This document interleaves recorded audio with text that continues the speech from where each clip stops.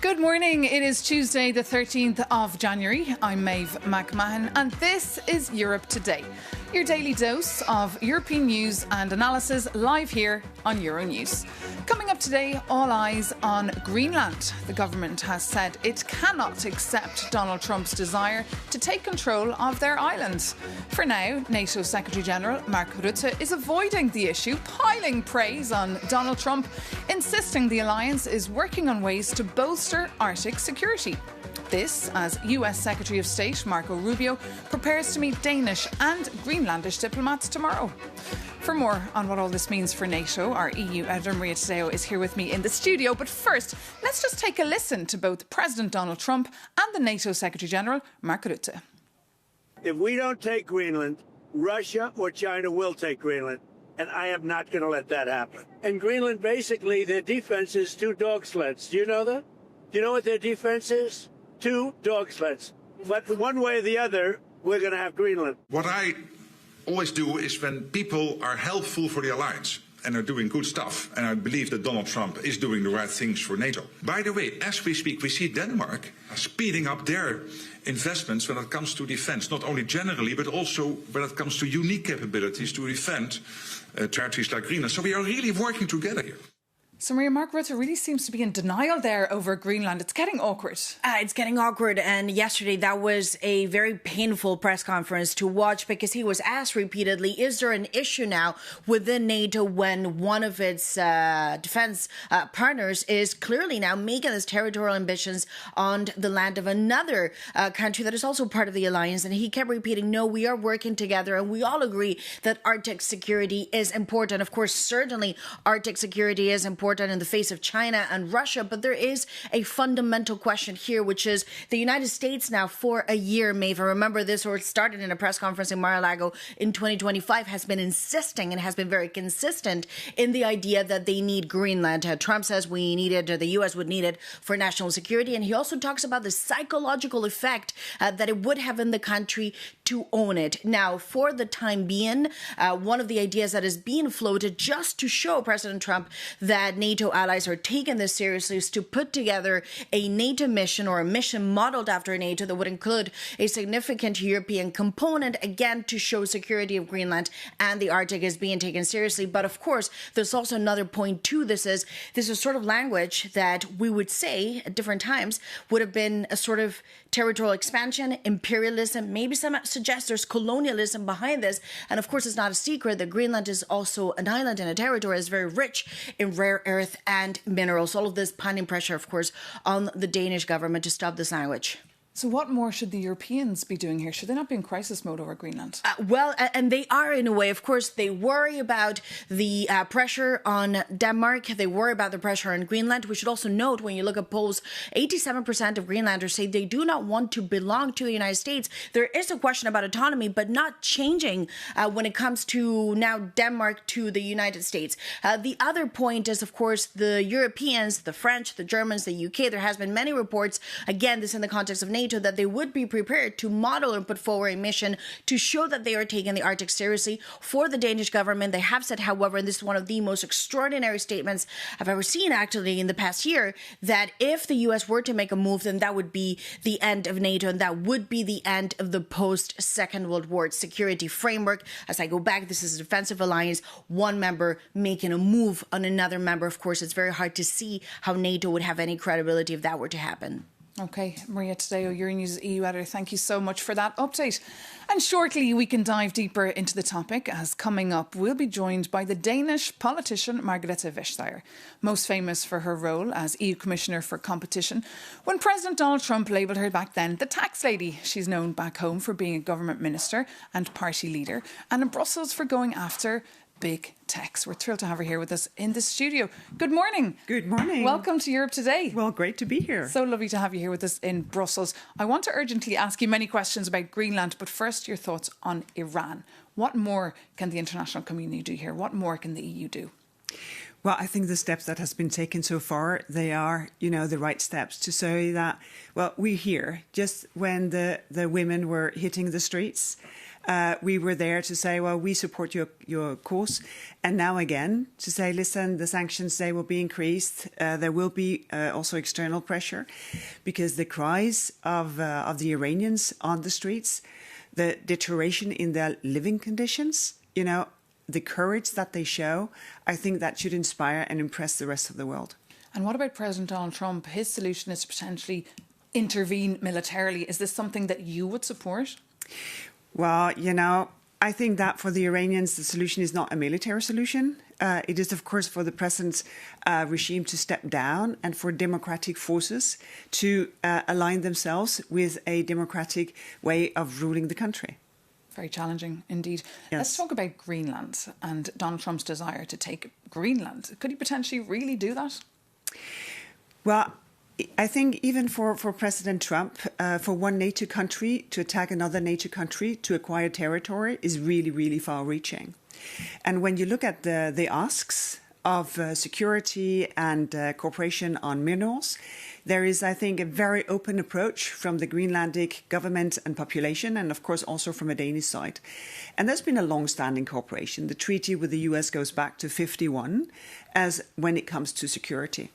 And what role should the European Union be playing here? What should the Europeans be doing? Well, Europe has increased its interest for Greenland over the last 10 years. Now there is a representation of the European Commission in Greenland. I think that's really important. There is a memorandum of understanding when it comes to the exploration of critical minerals and rare earth and what have you.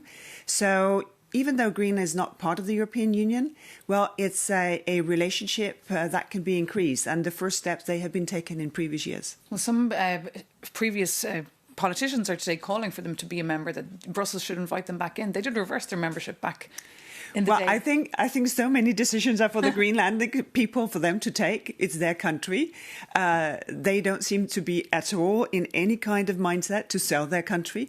If they ever want to join the European Union again, it's for them to start that discussion. But if Trump did move in, could that be the end of NATO, as some are saying?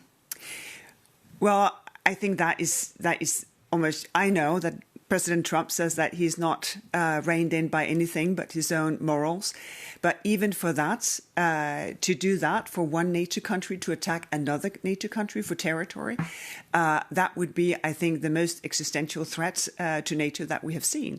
And also, Denmark was one of the countries who answered the call from the US. The only time the Article 5 have been triggered was when US did that, and Denmark fought and, of course, lost lives and soldiers in that operation.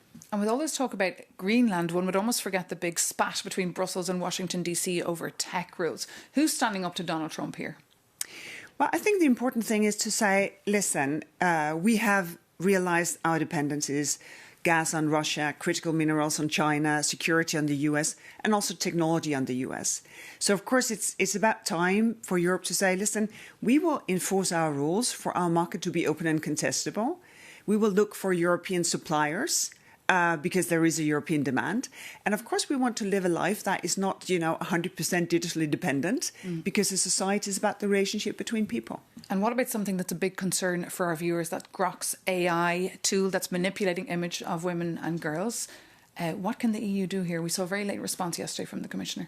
Well, I think it's really important to be tough on this one because you have this wicked combination of nudity and humiliating women. And basically any woman could be, a victim of this. So I think it's really important to stand up for it, both as people, but of course also when the enforcement with the Commission. Okay, Margaret Vestager, thank you so much for joining us and for sharing your insights on a number of stories. Thank you. But now it is time to focus on France, where the far leader Marine Le Pen is starting a crucial appeal in court today that could determine whether she can run in next year's presidential elections or not. Marine Le Pen was convicted last year for allegedly misusing EU funding to pay her party staff back home as MEP assistants here in Brussels. For more, we can cross over now to Paris to bring in our correspondent Sofia Katskenkova, who's just outside the courthouse for us this morning. Good morning, Sofia. Just remind our viewers of the details of this case. Good morning. So, as you said, Marine Le Pen's appeal trial opens this Tuesday afternoon at the Paris Court of Appeals just behind me, and it will be decisive for her political career. She's appealing a conviction, as you said, Maeve, for misusing EU Parliament funds. Judges last year ruled that the money meant to pay EU parliamentary assistance was actually used to fund staff working for her national party between 2004 and 2016. So for that, she was sentenced to 4 years in prison, 2 of which were suspended, a €100,000 fine, and most importantly, banned from holding a public office for 5 years with immediate effect. And so this ban currently blocks her from running for the 2027 presidential election. So this appeal is one of her last legal chances to overturn or soften the original ruling. The hearing will last about a month, and a verdict is expected before the summer. Back to you, Brussels. So a lot at stake here. Sophia, what could the potential outcomes be? I know we have to wait a couple of weeks. Yeah, so as you said, the stakes are extremely high, and there are 3 main scenarios. Either she manages to overturn the original ruling, which is seen as highly unlikely, as legal experts have told me, and this would clear the way for her to run in 2027. A partial win, so that means either a reduced or suspended ban, could also keep her in the race. But if the original sentence is confirmed, or even worse, toughened, her presidential ambitions would effectively be over. And this would make Jordan Bardella, her 30-year-old protégé and leader of her National Rally party, the natural candidate for the presidential election.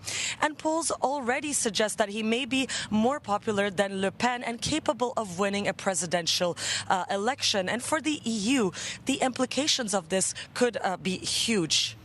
Indeed, that's why the story is being watched very closely here from Brussels. Sofia Kaczynskova, thank you so much for that update. But now, all eyes back to Iran. The European Parliament has responded to the attacks on peaceful protesters by banning Iranian diplomats, and the EU is also eyeing more sanctions.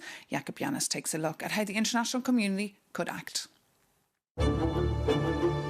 Welcome to the ultimate game of risk. A battlefield of diplomacy, conflict and conquest. With massive protests on the streets of Tehran, the dice has been rolled. Now the players must choose their options. First, the US. Move 1 is to strike. Last year proved the US can hit Iranian nuclear facilities. And now, fresh from Venezuela, a targeted air campaign is the hard power option. Move 2 is about oil. Trump now controls Venezuela's resources, so he can drive Iran's exports to zero without spiking global oil prices. And there is also a technology card, deploying Starlink terminals that will help to break the internet blackout and coordinate the opposition. Now the EU. No military strikes, but strong economic cards. Move 1 is the trade trap. Germany accounts for 1/3 of all EU-Iran trade. They supply the vital machinery and chemicals that keep Iran's industry alive. Maybe it should be limited. Move 2 is hard diplomacy. Brussels could finally designate the Revolutionary Guard as terrorists, freeze their assets and isolate the regime completely. Finally, Iran's option is to secure the regime at any cost. But life is not a board game where plastic figures are removed from the map. In Iran, real people are being murdered. With hundreds reported deaths, one question arises. How many more lives will the next turn take?